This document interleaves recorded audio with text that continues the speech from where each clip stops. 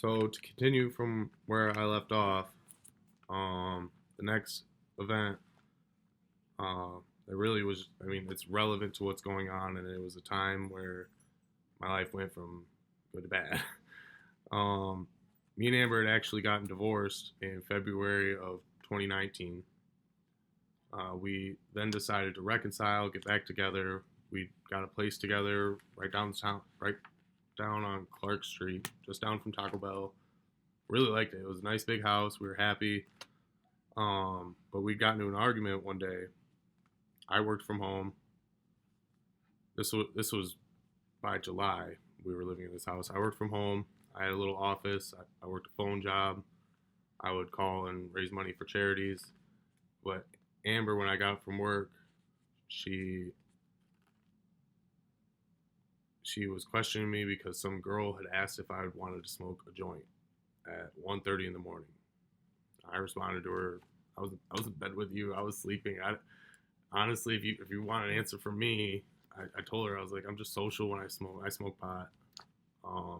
My friends smoke it with me. It's something we do together. So I'm sure she was just I don't know. That's what I told her. But she kept wanting to argue about it, and so finally I said, okay, we're gonna squash this so I can focus on my job. So I took off my headset, set it on my computer, and tried to talk to her about this, and she got mad and went outside. So I followed her outside. Um, she suddenly was like, "I don't want to. No, I don't want to figure this out. Screw it. I'm leaving." And this upset me. Our daughter had somewhere she had to go. I don't remember whether it was an appointment or what, but our daughter had to go somewhere. I had to work. She had the car. I was like, you can't just leave. You got to take care of this."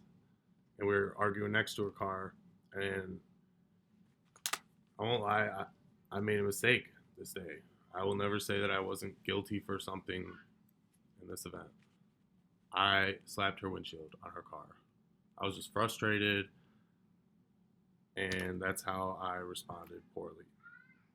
Her windshield was cracked. It cracked it more. We kept arguing. We ended up back in the house arguing, and back outside, and the neighbor's gardeners had called the cops. The cops came by. They sat us down. Um, Questioned us about the events. The lady cop that I was talking to was really nice with me. She let me go inside, uh, get a cigarette, and um, came back outside, sat down. I asked her if she thought I would be going to jail. She said she wasn't sure. He was talking with Amber. The other cop was. They did end up deciding that I was going to go to jail. I had asked the lady cop if I was going to end up going to jail, that I would be able to run inside, grab my wallet, grab some money out of it so I could bond out, leave the rest with, because I didn't want to take the whole, I had to leave money there for Amber and Kira if I did go to jail.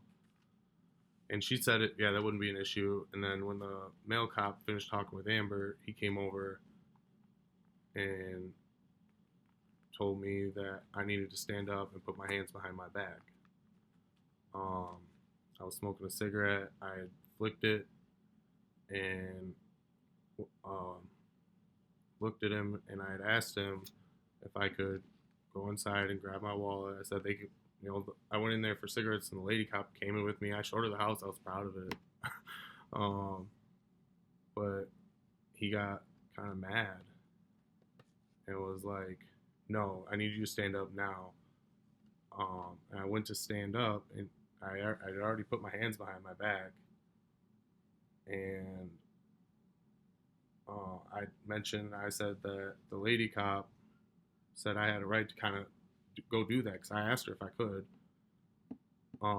And he said, I, when I said it, I said, she said I had the right to do that. He said, you have the right to, what did he say? Shut up and go to jail. Yeah, it blew me away because I got mad about it. I brought it up to my lawyer later. I was like, he didn't even read me real Miranda rights. He said I had the right to shut up and go to jail. And he wrenched my arms up as I stood up, put me in cuffs, put me in the cop car. Um, my boss showed up from the office downtown as I was getting arrested. He seen me getting put in a cop car. I bonded out of jail. First thing I did was replace her windshield.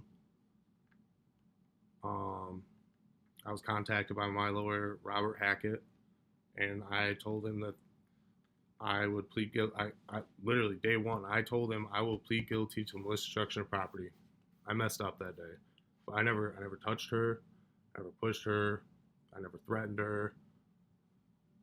Hey, me and Amber, regardless of where things may be today, we were together for a total of like 14 years. We got together in high school, got married at 19, fresh out of high school, had our daughter a few years later. Um, we were happy for a long time.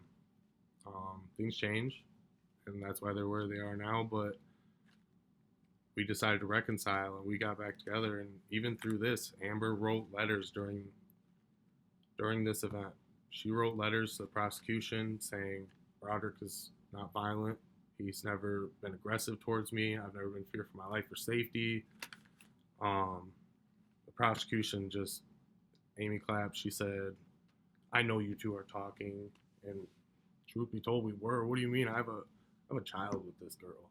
Like, we had a house together. I was on a no contact with Amber for this for 20 months. From July 19th all the way until March of 2022. I was not allowed to talk to her. I did. What do you mean? My daughter had cheer. We had to go to Lansing to see her go to the cheer competition. They expect you not to have any form of communication, even though Amber wanted the no contact gone. They would not drop it. It was not dropped until I pled guilty again. The next event I think is relevant. I had moved into my friend Bill's house because I could not stay in that Clark Street address, the house I was so proud of. I was not allowed to stay there, and I was staying with my friend Bill. Things with my ex-wife Amber had gotten rocky. When I got kicked out, my mother needed somewhere to stay, and I have this big 4.5 bedroom house, and it's just Amber and Kira right now. I immediately was like, I'm sure Amber could use the help with Kira. My mom had moved in. At some point, Amber had got it in her head that I had my mom there to spy on her, and she tried to kick her out. She called the police. Police said, ma'am, she's been here for over 30 days. We can't do anything. You need to have her officially evicted. And Amber's response to these police officers, and I know this because a detective called me to give me a heads up I was going to jail. She told them, I'm sorry. My ex-husband has been stressing me out because we're not supposed to be talking because he is a domestic right now and a no contact. And she gave them text messages of us talking. The text messages she gave them were about us paying bills, were about Kira going to school and stuff they needed. You know, I was still the primary breadwinner. So, and in November of 2020, I had this detective call me, and that's what he said. He said, I'm reaching out to you because I feel like it's wrong, and you deserve to know that this is going to happen. You're going to go to jail. I read the text messages. You're not being foul with her, and she was trying to kick your mom out. So I feel like you deserve this heads up. I don't know the detective's name, but there's somebody out there that listened, that paid attention to some of this information because I don't understand. First, I don't want to get off track, but I go to jail in December of 2020, and I'm offered a plea deal of no jail time, 2 years probation, 1,000 in fines, and I just plead guilty to a domestic violence second offense. I said, that sounds pretty good. All I really need to do is stay out of jail and keep working to provide for my kid. I can't do that from jail. So I accepted the plea deal. Peter Jaklovic, and I hope that people pay attention to this part, Peter Jaklovic was the judge. Mind you, this was the prosecutor in my first case, the one that said, if I see you again, I'm not going to take it as easy on you. He asked if I had been coerced or promised anything for this plea deal. I was like, no, it's just the deal that was offered. And he said, well, I'm not accepting your plea deal. And he started yelling. He said, what you did was violent. You should be ashamed of yourself. Your kid was there. And I stunned me. My attorney, for sure, I seen her jaw drop. This woman never spoke another word to me. Paula Fisher never called me back. Nothing. Never got even years later tried to reach her. Never received a phone call back or an email or text message, nothing. Judge denied my plea deal. Said, I'm giving you a year in jail, 69 days up front, 2 years probation, 1,000 in fines. I did 69 days in jail, got out of jail in February. By that summer at the fair, me and Amber again had rekindled feelings. You know, I was at the fair with my daughter. They still had the no contact in place, but as I already stated, how does someone expect two people to co-parent and raise a child with no contact whatsoever? It just doesn't work. And we did raise our daughter up. My daughter, I'm so proud of my kid. We can talk about that all the time later, but we rekindled feelings. In March of 2022, I had got caught violating the no contact. I was at her apartment. I wasn't supposed to be. I went to jail at 3:30 in the morning, and after 20 months of this no contact being in place, it was dropped at 3 o'clock in the morning. When I was booked into the jail, they said, you can call her now. I don't really understand that. That really does kind of make it seem like it was only there to arrest me. And at that point, I had to serve the remainder of a year in jail. When this happened, me and Amber, again, were on great terms. My daughter was at my house almost every day. I got her off the bus. Amber worked at a tattoo shop. She would come home to my house. She had her own apartment, but we were on good terms for quite a while. She moved into my house when I went to jail for that year. During this time, there was, I think, significant events. The lawyers I've had have not wanted to bring it up, and I don't really like the idea of bringing it up, but I think I have to. This is not a video to talk bad about Amber. I would still do anything to take care of that girl or help her if she needed it. It's always going to be the mother of my child. But she, a few months into living in my house, while I was in jail, Amber ran into some mental health problems that were not good. She ended up being taken out of home. I, from jail, signed a paper so that my mom could help us take care of Kira because Amber had been put in a mental institution. I was in jail, so I don't have my own recollection of these events. Just a lot of what I've been told from family, including my daughter Kira. It was a really hard time for her as well. Amber was in there for maybe a month and a half. She went to Detroit. It's quite a ways from our town of Big Rapids. Her boss went and picked her up.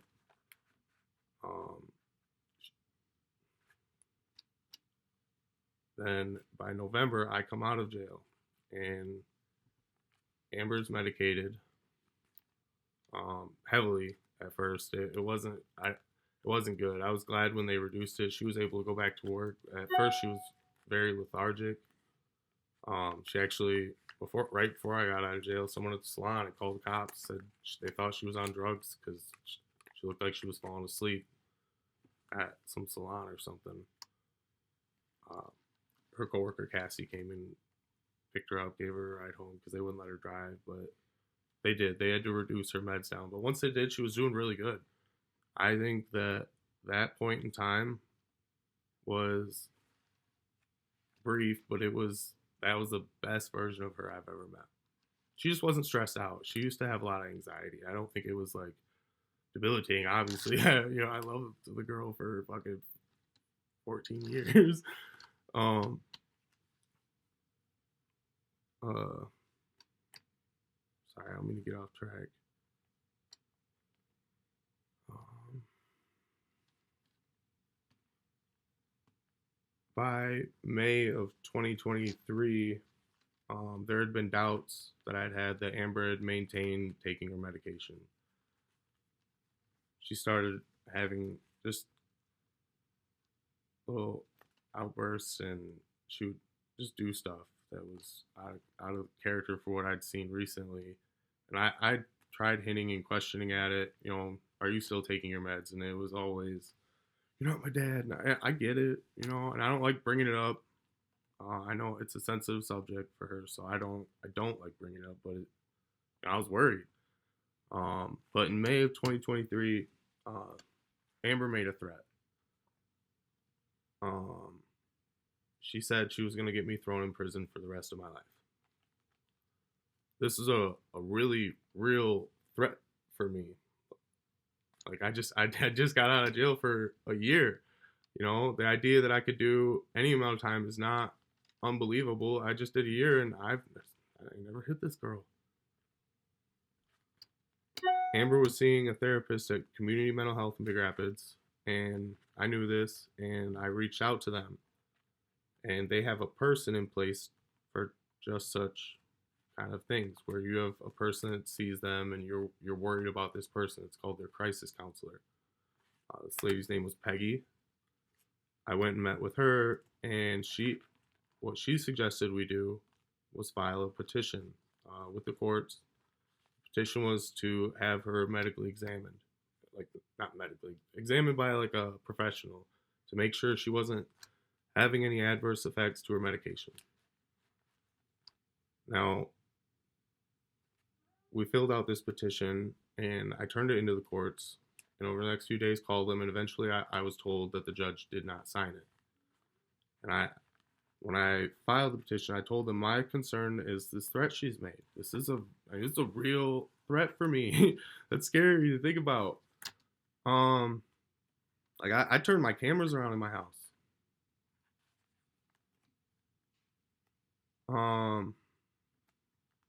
And to make the end of this video short, it did not go well for me. Amber caught wind somehow that I had met with Peggy. She didn't know what for. She claims I was trying to get her put back in the mental institution. That was not the case. But that's what she thought. She decided she wanted to break up, and from here, it gets bad. I have a bunch of notes here, and the next section that I called it Summer of Hell.